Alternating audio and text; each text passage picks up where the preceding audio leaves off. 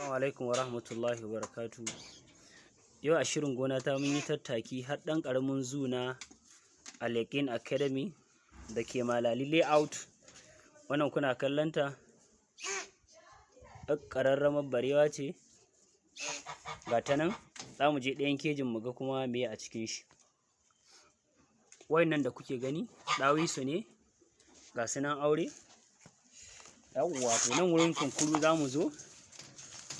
Mun san kunkuru na daga cikin dabbobin da suke daɗewa a duniya. Bari mu buɗe mu je mu ɗan taɓa shi.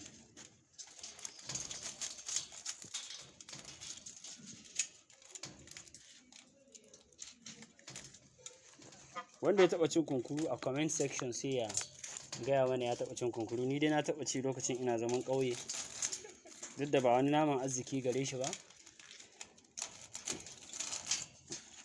Bari ku gan shi ne, kuma akan aje su a gida saboda security. Yau inda ka aje su a gidan kan za a taɓa gate so 100 sai sun yi ihu so 100. Kun ga wannan kunkurun namiji ne, ga mace. Yawanci macen kun ga za ku ga nan bayanta is flat. Namiji kuma in ka jiya shi, yawwa, to bayan shi nan za ka iya zuba ruwa.